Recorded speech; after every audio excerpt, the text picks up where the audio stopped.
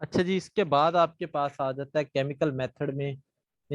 तो हो गए ना, केमिकल मेथड आपके हो गए। इसके बाद आ जाता है बायो ऑटोग्राफी। ये बायोलॉजिकल मेथड है। पहले हमने फिजिकल मेथड देखा, फिर हमने केमिकल देखे, और अब हम बात करते हैं बायोलॉजिकल मेथड्स की। इसमें बायो ऑटोग्राफी होता है। ये क्या होता है कि आप ये फिल्टर पेपर था सैंपल में, ये फिल्टर पेपर है आपका जिसके ऊपर स्पॉट लगा हुआ है। इसको आप क्या करते हैं कि यहाँ पर बैक्टीरिया लेते हैं, उसकी ग्रोथ करवाते हैं। यहाँ पर बैक्टीरिया ले लिए आपने, ठीक है।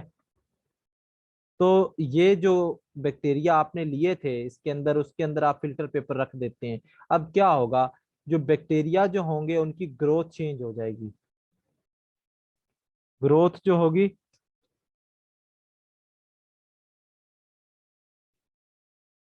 जो चेंज हो जाएगी, ठीक है।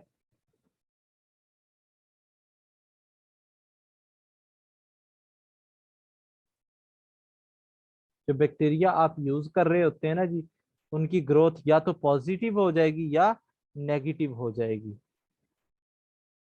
तो जहां पर देखें, इसमें क्या होता है कि growth of bacteria will be altered फिर there was a spot. Growth can be either negative और पॉजिटिव ग्रोथ। अगर नेगेटिव होगी तो बैक्टीरिया जो होंगे वो स्पॉट वाले रीजन पर कम हो जाएंगे, और बाकी रीजन में वो ज्यादा होंगे। इसको नेगेटिव ग्रोथ बोलते हैं। अगर पॉजिटिव होगी तो वो स्पॉट जहां पर होगा उसके नजदीक बैक्टीरिया बहुत ज्यादा होंगे, ऐसे। और बाकी रीजन में वो इक्का दुक्का होंगे, बहुत कम होंगे, ठीक है। तो यहाँ पर आपके पास क्या होगा, ये पॉजिटिव ग्रोथ हो जाएगी। तो यहाँ पर आपको फिर पता चल जाएगा, ठीक है जी। Bio autography. फिर इसके बाद आ जाता है आईआर रेडिएशन। ये चौथा मेथड है आपके पास आईआर रेडिएशन का जी। इसमें क्या होता है कि आप पेपर लेते हैं और उसको आईआर मशीन में फिट कर देते हैं, उसके ऊपर रख देते हैं। यहाँ पर रेडिएशन सोर्स होता है, और यहाँ पर पेपर ले लिया आपने, उस स्ट्रिप लगाई हुई थी जो, वो उसके ऊपर आईआर मशीन के ऊपर रख देते हैं, ठीक है जी।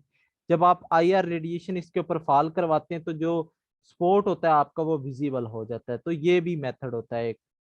तो इसके बाद हम बात करते हैं माइग्रेशन पैरामीटर्स की। तो वो डिफरेंट आपके पास होते हैं, वो मैं अभी आपको सब बता देता हूँ कौन कौन से होते हैं माइग्रेशन पैरामीटर्स।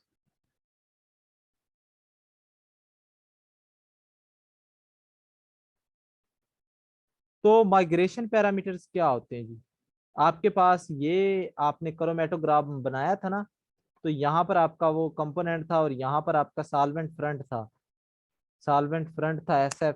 तो ये इसको, और यहाँ पर आपके पास कंपोनेंट थे, लेट्स सपोज A और B, ये सेपरेट हो गए थे।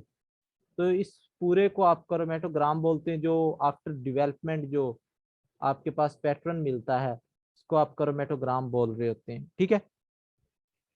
अब देखें, चूंकि आपको एक, आपको मैं बात बताऊं, एक आपके पास बॉल है, और एक आपके पास बैट है, और एक आपके पास पेपर है।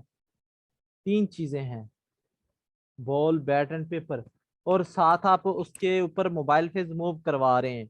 तो सबसे आगे कौन होगा, सबसे आगे डेफिनेटली आपका मोबाइल फेज होगा, पेपर नहीं होगा। मोबाइल फेज लेकर चल रहा है ना उसको, तो मोबाइल फेज हमेशा आगे होता है। मोबाइल फेज हमेशा मोर डिस्टेंस ट्रेवल करता है देन कंपोनेंट। तो RF वैल्यू क्या होगी फिर, RF वैल्यू जो होगी आपके पास वो होगी जी distance travel by component from base line. जो कंपोनेंट ने डिस्टेंस ट्रेवल किया है बेस लाइन से, वो डिवाइडेड बाय सॉल्वेंट, या नीचे सॉल्वेंट फ्रंट भी लिख सकते हैं कि सॉल्वेंट ने कितना डिस्टेंस ट्रेवल किया है, ठीक है जी। ये रेशो होती है। अब जो वैल्यू ऊपर आती है डिस्टेंस की वही नीचे आती है। तो यूनिट जो होते हैं वो एक दूसरे से कैंसल आउट, जैसे सेंटीमीटर ऊपर आया सेंटीमीटर नीचे, तो ये एक दूसरे से कैंसल आउट हो जाएंगे। तो इनका कोई यूनिट नहीं होता, ये यूनिट लेस होती है और डायमेंशन लेस होती है, याद रखें। और RF की वैल्यू हमेशा 1 से लेस होगी। क्यों लेस होगी, क्योंकि मैंने आपको बताया सॉल्वेंट हमेशा ज्यादा डिस्टेंस ट्रेवल करता है। किसी भी कंपोनेंट से सॉल्वेंट जो होता है वो हमेशा ज्यादा डिस्टेंस ट्रेवल कर रहा होता है, ठीक है जी। अगर, अब फिर क्या होता है, मिसाल के तौर पर एक कंपोनेंट ने डिस्टेंस ट्रेवल किया 3, 3 का, और उसका जो सॉल्वेंट फ्रंट था, सॉल्वेंट ने किया वो 15, तो अब आएगा 1/5।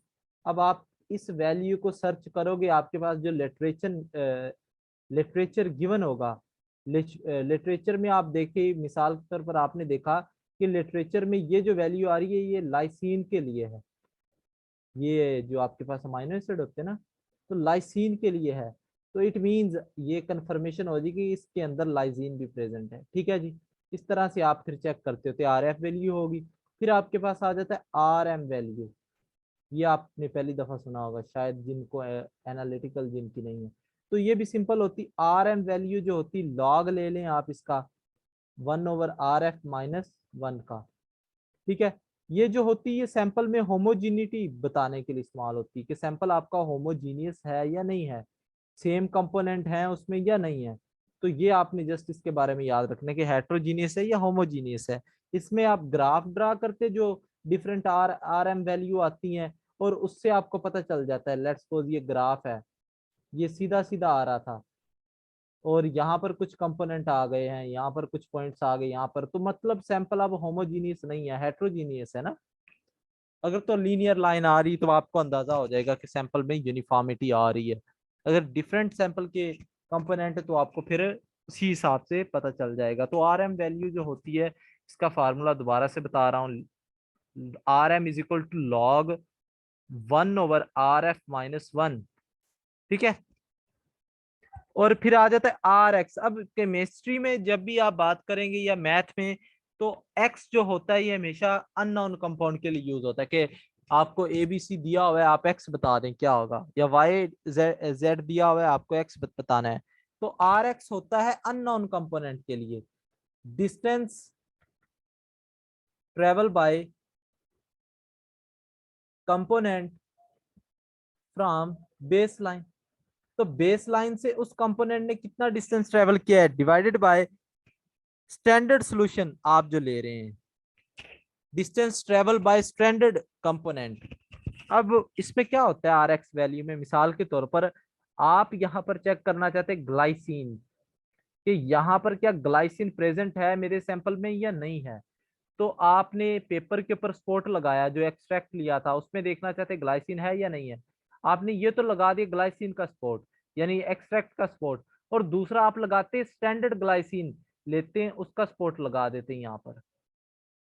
अब अगर तो दोनों ने डिस्टेंस सेम ट्रेवल कर लिया, तो आपको पता चल जाएगा, कंफर्मेशन हो जाएगी कि आपका जो इस एक्सट्रैक्ट के अंदर कंपोनेंट प्रेजेंट है वो ग्लाइसिन ही है। अगर तो सेम नहीं करते डिस्टेंस ट्रेवल, तो आपको पता चल जाएगा कि आपका वो ग्लाइसिन नहीं है। अगर आर एक्स की वैल्यू यहाँ पर 1 भी आ सकती है, ये भी याद रखें, 1 आएगी, क्योंकि आप यहाँ पर चेक करना चाह रहे हैं ना। देखें, अगर सेम कंपोनेंट है तो वो ऊपर भी सेम डिस्टेंस लेवल 10 किया और नीचे भी 10 किया, तो 1 आ जाएगा आंसर।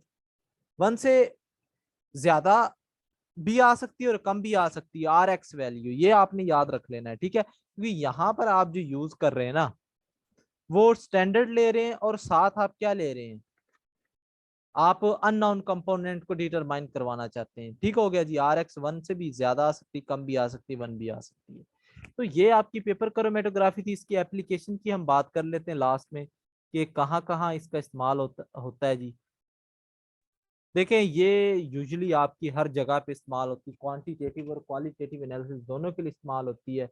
ये प्योरिटी चेक करने के लिए, मिसाल के तौर पर आप चेक करना चाहते हैं कि आपके कंपोनेंट है, आपका जो एक्सट्रैक्ट है उसमें कितने कंपोनेंट है, आपने तो देखे ए बी सी प्रेजेंट है, लेकिन जब आप उसमें रन करवाते हैं तो आप देखते हैं एक्स वाई जी भी प्रेजेंट है, तो आपको पता चल जाएगा ये जो एक्स वाई जी है ये इम्प्योर है।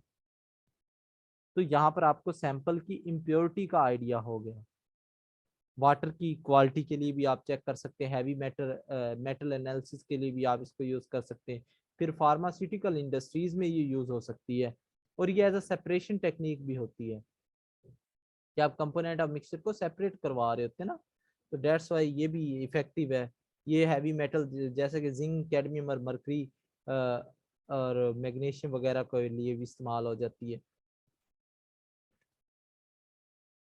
ठीक है जी। और ये लेस एक्सपेंसिव है, लेकिन टाइम भी इसमें लेस कंज्यूम हो रहा है, हाईली सेंसिटिव टेक्निक होती है। इसके डिसएडवांटेजेस कौन कौन से हैं? ये स्मॉल सैंपल की क्वांटिटी के लिए वैलिड होती है, स्मॉल सैंपल क्वांटिटी होगी तभी ये वैलिड है, यानी ज़्यादा एक्सेस में आपने ले लिया है तो फिर ये काम नहीं कर पाएगी, सेपरेट नहीं कर पाएगी, ठीक है। तो स्मॉल आपने लेना है। फिर थिकनेस अगर पेपर की ज़्यादा होगी तो सेपरेशन नहीं हो पाएगी इतनी अच्छी, थिकनेस अगर मोर हो गई तो बैड सेपरेशन।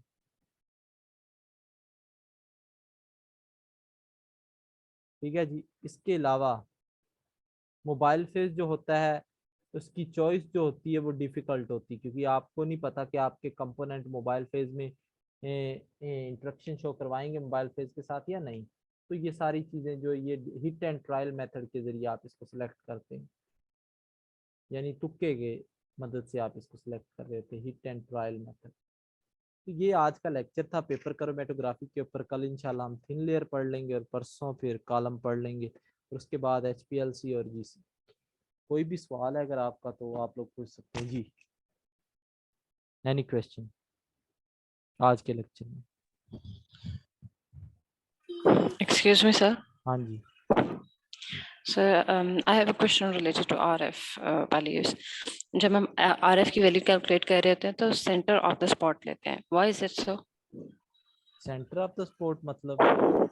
यानी कि जो स्पॉट मूव करता है पीसी के ऊपर, हाँ पेपर जी। क्रोमेटोग्राम के ऊपर, तो उसका हम सेंटर लेते हैं to calculate the RF value. अगर हम उसका एपिक्स लेंगे तो RF की वैल्यू बहुत ज्यादा हो जाती.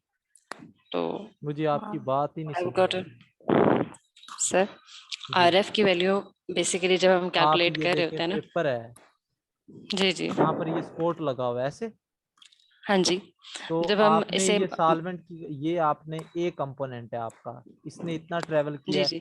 और आपके सॉल्वेंट यस ने इतना कर लिया, ठीक है। तो यस. सिंपल ये करेंगे आप, ये सॉल्वेंट का डिस्टेंस कैलकुलेट कर लेंगे और ये यस कंपोनेंट सर. का डिस्टेंस कैलकुलेट कर लेंगे। सॉल्वेंट का आपके पास जैसे कंपोनेंट का आ सर गया यहाँ पर 2, सॉल्वेंट का आ गया 10 जी। Yes sir. सर नॉर्मली जब हम पीसी परफॉर्म कर रहे हैं तो हम लोग ये कर भी रहे हैं अभी रिसर्च में. तो जी इसका जो स्पॉट अगर बहुत बड़ा हो ना, मतलब like elongated oblong sort of, तो उसमें हम सेंटर लेते हैं, हाँ सेंटर ऑफ द स्पॉट. ठीक है। तो मैं ये जानना चाह रही थी कि हम बेसिकली पहले हम अगर स्टार्ट में लेते होते थे ना, क्या कहते हैं, एपिक से, मतलब जी बिल्कुल start the upper part of the spot, तो वैल्यू बहुत ज्यादा हो जाती थी, मतलब 0.9 आ जाती थी और वो इतनी क्रेडिबल नहीं रहती थी. तो मुझे एक वैलिड आंसर चाहिए कि हम सेंटर ऑफ द स्पॉट क्यों लेते हैं. आप ये मतलब कहना चाह रही हैं कि इसका जो मिड ले लेते हैं ऐसे? जी जी जी. हाँ जी, यही अच्छा, कहना चाह रही एवरेज की बात कर रही हैं ना आप? ठीक हूँ. है, ओके. यस. समझ आ रही ओके. बात ये? जी जी. ये माइंड में मेरे था, but I just wanted to confirm के is it correct or not, कि इसको हम. हाँ जी, आप भी देखिएगा और आई विल चेक इट, ठीक है। Okay sir. And my next question is the movement of the solvent front ji depends on the grains orientation of the chromatogram or not, like stationary, जैसे अब सेलुलोज है, जी। उसका जो अगर आप उसके ऊपर सॉल्वेंट रन कराते हैं तो वो जो ग्रेन्स की डायरेक्शन होती है वो उसके अकॉर्डिंग होता है, या सॉल्वेंट फ्रंट आप किस डायरेक्शन में मूव करा रहे हैं उसके ऊपर डिपेंड कर रहा होता है, या ये इन दोनों के ऊपर डिपेंड कर रहा होता है. देखें, ये जो आप ले रहे होते हैं ना सॉल्वेंट फ्रंट का डिस्टेंस, ये एक्चुअल में कंपोनेंट आप इस्तेमाल कर रहे हैं ना इसमें मोबाइल फेज में। आप जो, जैसे आपके पास है कंपोनेंट एक, तो ये स्पोर्ट ले लिया आपने पेपर के ऊपर ऐसे, जी. अब सैंपल. हाँ जी सैंपल ले लिया ना आपने, ओके. एक तो ये आपने ले लिया। दूसरा, इसका मैंने आपको बताया कि स्मॉल क्वांटिटी में होना चाहिए, एक बात तो ये याद रखनी, ठीक है। अगर यस सर. ये एक्सेस में आपने ले लिया तो सेपरेशन नहीं हो पाएगी। तो ये दोनों पर सर डिपेंड मैं कर रहा है, क्वांटिटी पर भी और इस पे भी। सर मेरा ये एक क्वेश्चन भी है कि जब क्वांटिटी ज्यादा हो जाती है, आपने कहा कि हाँ जी। Separation is not possible, why is it so? तो ऐसा जैसे क्यों होता है? देखिए क्वांटिटी ज्यादा होगी तो एड्सॉर्प्शन भी तो ज्यादा होगी ना। जी जी. तो स्टेशनरी फेज के साथ अगर एड्सॉर्प्शन ज्यादा होगी तो कैसे सेपरेट होगा? सर लेस फिर जो तो है। क्वांटिटी ज्यादा है, तो फिर फॉर एग्जांपल अगर आपने 3 बार स्पॉटिंग किया है, तो जब आप 5 बार स्पॉटिंग करते हैं, ठीक है, नहीं, तो वो आपको ज्यादा क्वांटिटी और क्लियर है नहीं. नहीं, वो आप क्वांटिटी की अच्छा बात नहीं, तो नहीं कर रहे क्वांटिटी ना। Quantity is something different. आप ये स्पोर्ट लाइक लगा रहे हैं ऐसे। कंसंट्रेशन। हाँ जी, कंसंट्रेशन एक ओके। क्वांटिटी है, और आप ये स्पोर्ट लगा रहे हैं। ठीक है, समझ आई बात की। ये स्पोर्ट आप लगा रहे हैं और ये एक स्पोर्ट लगा रहे हैं, तो किसकी सेपरेशन अच्छी होगी? इजीली किसको मूव करवाना है आपने? मोबाइल फेज किसको इजीली मूव करवा सकता है? जो कि इतना ज्यादा डाइल्यूट भी ना हो और इतना ज्यादा कंसंट्रेटेड भी ना हो, जो, हाँ जी, that तो can that's go why. along easily। हाँ जी, तो यही होता है रीजन कि क्वांटिटी आप ले रहे हैं और साइज पे भी डिपेंड कर रहा है ना इसके। जी जी। हाँ जी, ठीक है। ठीक हो गया सर। Thank you sir.